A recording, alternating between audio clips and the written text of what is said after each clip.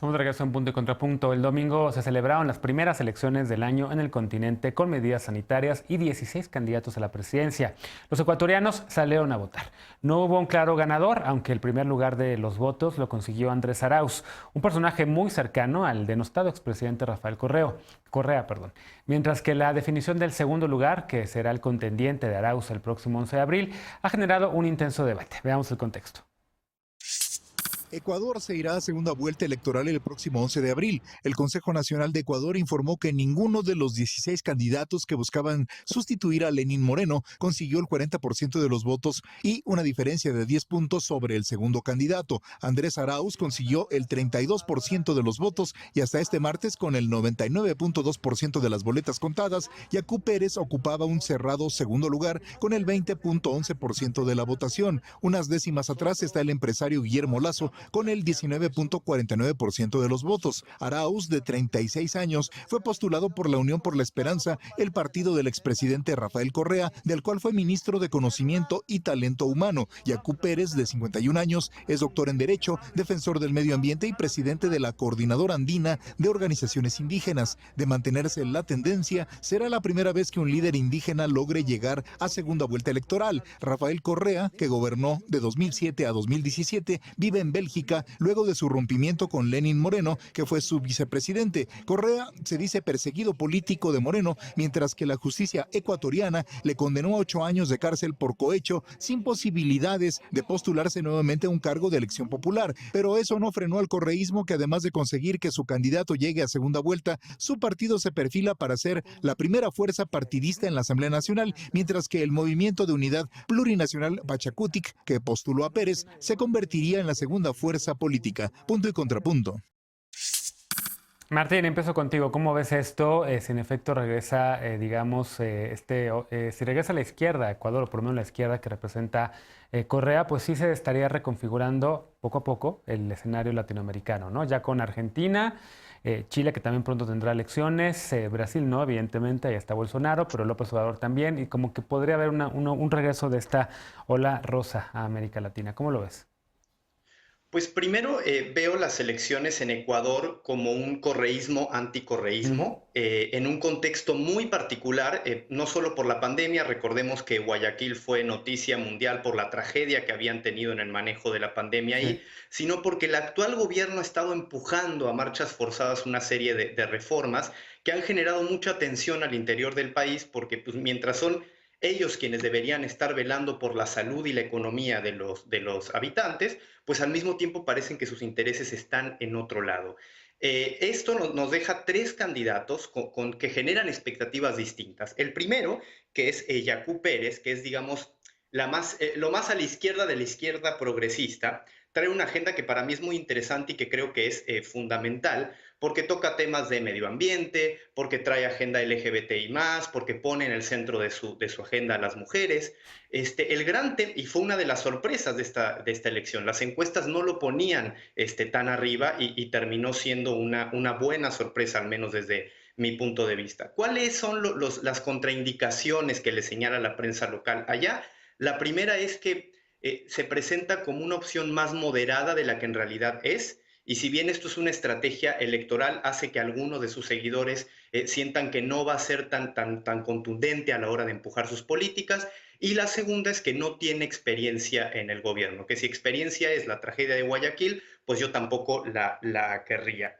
El segundo, que es quien va puntero, Andrés Arauz, que digamos que es el candidato del correísmo, se presenta como una izquierda en lo económico, pero muy conservador en la parte de los valores. Entonces, no sé si es realmente el gobierno de izquierda que nos gustaría dentro de este mapa de izquierdas en Latinoamérica. La cruz que carga sobre su espalda es cómo separarse justamente del correísmo, de la parte más coercitiva de ese gobierno. Ese es el gran reto que tiene. Y por último, la opción de derecha, que es Guillermo Sí. Lazo, un ex banquero, es conservador. Él sí se presenta como para disminuir el Estado y bueno, de su agenda de valores y su agenda social ni siquiera hablemos, porque no tiene postura en favor del aborto, etc. etc.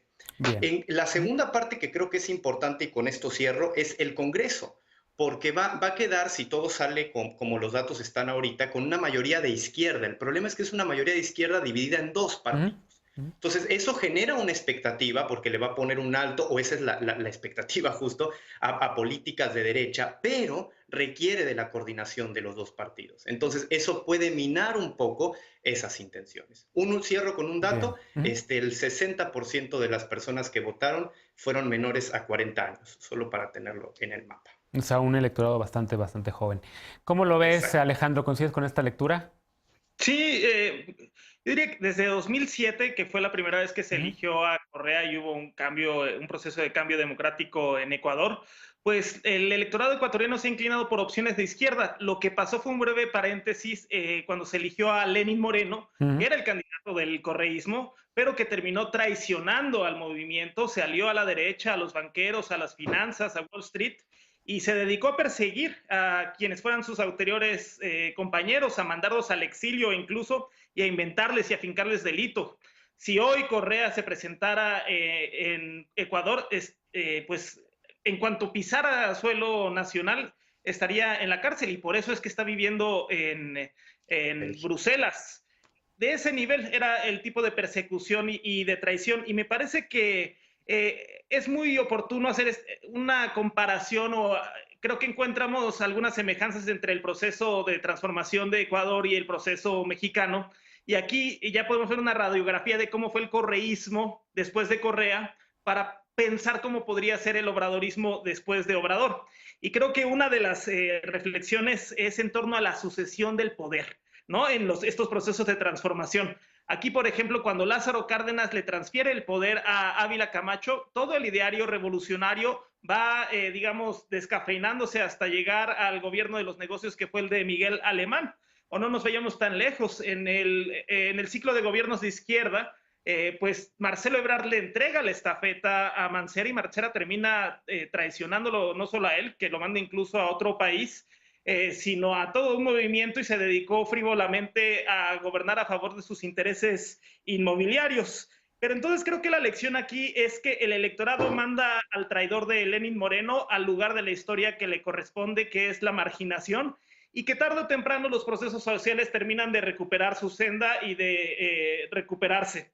Ahora, lo que también es muy interesante es la expresión del movimiento indígena y ambientalista.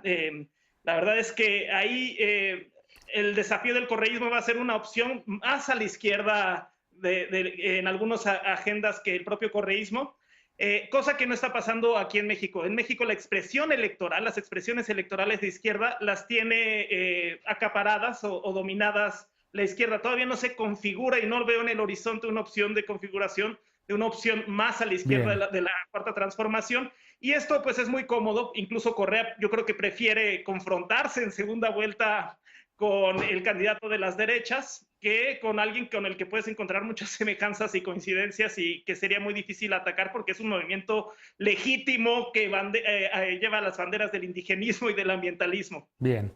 A ver, Ana, la derecha, como diría Estefanía Veloz, ¿qué opinas?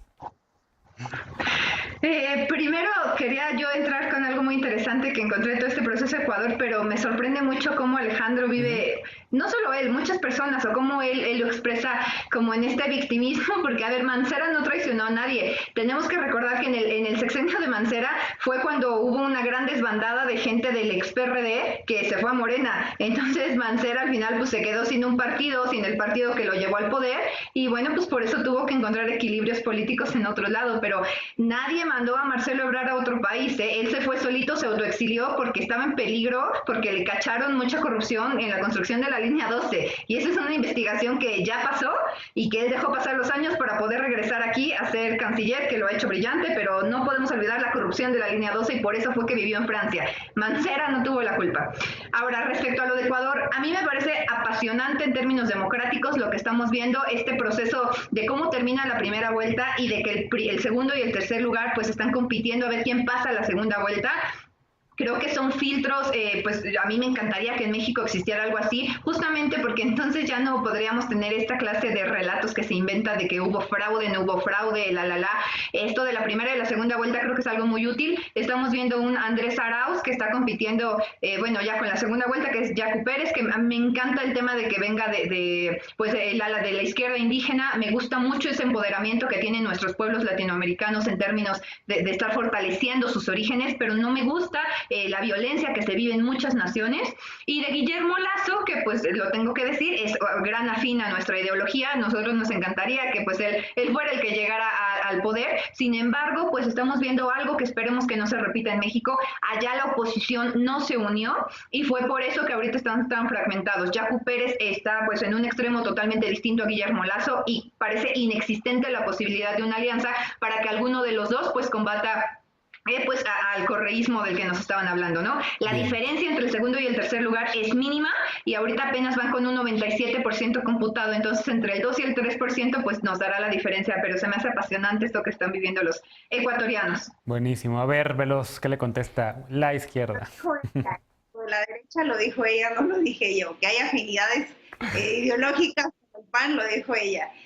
Sí, definitivamente Lasso representa esa parte intransigente de la derecha, pero yo diría que de este proceso lo más interesante es el lugar en el olvido que le deja a Lenín Moreno, porque está deslegitimado una vez que llegas al poder porque te votan por un proyecto y por un proyecto de nación, y llegas y haces otro y de pronto estás del lado de la oposición y de pronto te empiezas a endeudar al país. Hoy es uno de los países más endeudados con el FMI y se endeudó para salvar a las empresas, porque hoy Ecuador tiene 2 millones más de pobres, aún endeudado hasta arriba, ¿no? Hasta tope. Y sí creo que eso es algo que le está cobrando factura. Hay que decir que este proceso también es interesante porque en Ecuador es obligatorio votar. Entonces, esta suerte de voto nulo que se está dando es a través de invalidar el voto, ¿no? O voto en blanco. Y creo que eso también hubo mucho porcentaje de eso porque ha sido un proceso muy desanimador por el tema de la pandemia y específicamente porque tienen muchos años desde que salió Correa persiguiendo a los personajes aliados del gobierno de Correa. Uno de ellos es Jorge Glass, que hoy todavía está en la cárcel. Muchos tuvieron que huir. Esta manera de querer erradicar lo que es el correísmo, y que hoy la población le dijo a Correa que todavía confía en él, que todavía confía en su proyecto, que todavía hay mucho que hacer y que van a votar por Andrés Arauz para que continúe uno de los proyectos probablemente más interesantes de Latinoamérica, dicho incluso por otros presidentes de otros países y por analistas de otros países que no son ni mucho menos de izquierda, pero que se reconoce el avance del correísmo sin duda alguna. Y creo que el escenario que se le pone y que mencionaba Alejandro hace un rato, este candidato de los movimientos indígenas es como si en el 2024, fuera un candidato del ZLN y alguien de Morena. Creo que es algo similar y que da mucho de qué platicar desde luego desde la izquierda. Ahora, yo diría que en su justa dimensión, porque Ecuador, si bien tiene un gran porcentaje de pueblos indígenas, el indigenismo no es homogéneo, no todos los indígenas son de izquierda, no todos los indígenas van a estar en este movimiento, y no tiene tantos indígenas como Bolivia. Entonces hace de un movimiento un poco más pequeño, ¿no? Y menos fuerte, que también es un movimiento indígena que viene de las ONGs y tal, y que se ha ido configurando de otra manera. Sin duda los debates los hace mucho más interesantes tener a un personaje como estos y con este recorrido que tiene en las mesas de discusión y en una opción en una boleta. Yo sí creo que el mensaje es que el neoliberalismo se acabó, que los golpes no se sostienen y que la democracia sirve para traer los proyectos que verdaderamente quiere la gente, y que la izquierda va a recuperar Latinoamérica un país a la vez, y estamos hoy en el momento en el que probablemente en el futuro Andrés Manuel sea el presidente que encabece la voluntad, digamos, de izquierda, siendo México un país tan fuerte, junto con otros presidentes de otros países, como el caso de Argentina, y yo celebro, me da mucho gusto. Creo que el correísmo hizo muy bien a Latinoamérica y tiene que seguir fortaleciéndose, y dejaría sobre la mesa que Andrés Arauz es un hombre sumamente joven y es un académico, y puede traer también una nueva cara al correísmo, porque el correísmo también se tiene que modificar y tiene que renovarse, como espero en Latinoamérica, como espero en México también Morena lo haga en su momento, ¿no? Y mira, y al respecto a lo que menciona de esa posibilidad de que el presidente de México lidere, digamos, este tipo de alianzas con otros presidentes de izquierdas. El canciller Ebrard anunció hoy justamente que el presidente de Argentina, Alberto Fernández, estará como invitado especial en la ceremonia conmemorativa del Día de la Bandera el próximo 24 de febrero, a invitación del presidente López Obrador, ¿no? Como que digamos empiezan a lanzar estos guiños al menos. Rapidísimo, Ana, porque nos tenemos que ir a corte. Sí, muchísimas gracias. De entrada quisiera saber qué es lo que toman para que me compartan, para poder alucinar tan bonito, porque, a ver, señalar, el ZNL ya se ha manifestado por lo menos 2 veces en contra de López Obrador, así que no pueden decir que tienen simpatía en ese movimiento, es un movimiento histórico completamente aparte de lo que ustedes llaman obradorismo. Señalar la cantidad de pobres que está generando la Cuarta Transformación aquí, en menos de 2 años han triplicado la cifra de pobres que ustedes recibieron. También señalar que un indígena llegue al poder, aunque es un gran logro histórico y no sé, que fortalece muchas culturas. Aquí en México vivimos a Benito Juárez, que también era indígena y no logró la erradicación de la pobreza de los indígenas en el país. Entonces no tenemos por qué romantizar el origen de las personas en este sentido si no das resultados para tu gente. Benito Juárez no logró que los indígenas dejaran de ser pobres en México. Entonces no hay que mezclar tantos temas con esta idea suprema que tienen de que el presidente algún día encabece las izquierdas de las Américas, porque no va a pasar, ni siquiera sabemos qué va a pasar en México. Bueno, pues es eso de que las alianzas diplomáticas, Ana, pues tienen mucho más que ver con el origen de un presidente, y creo que pues México, con la nación como es, de más de 126 millones de personas, y tiene un potencial, digamos, para liderar en efecto a gobiernos de izquierda o ser, digamos, por lo menos el que lleva a foros multilaterales temas, como lleva, por ejemplo, de la vacunación, para que no se queden los países del Caribe y que no se quede América Latina y el mundo en desarrollo sin ellas, ¿no? Sin las vacunas. Pero rápido, veloz, porque sí tiene un punto, lo del ZLN, coincido, el ZLN ha criticado en varias ocasiones a Andrés Manuel, digamos que desde el Andrés Manuel jefe de gobierno, luego al Andrés Manuel del movimiento de Morena y ahora el presidente López Obrador. Es que ese es mi ejemplo, que el otro candidato es de un movimiento similar al de ZLN. Lo que yo decía es, en un escenario, poniéndolo en temas de México, es como si en el 2024 fuera un candidato de Morena con un candidato en la boleta del ZLN. Eso es lo que está pasando en Ecuador. Eso es lo que yo decía. Hay coincidencias entre los dos. Bueno, ya tuvimos una candidata del LZ, ¿no? Marichuy. Sí, pero no pasó. Sí, bueno. No tuvo el dinero para Margarita para juntar las firmas. Bueno. Déjame hacer una pausa. Si quieren, luego retomamos este tema de por qué Marichuy no le fue tan bien en la elección. Veloz dice que fue tema de dinero, pero creo que hay otras cosas también por ahí de fondo también que podríamos discutir, también tema interesante. El programa de hoy me encantó porque no hablamos tanto de los temas que están en la coyuntura, sino hablamos de otros temas que también nos interesan. Hacemos una pausa y regresamos para despedirnos con la paparrucha de esta noche. No te vayas.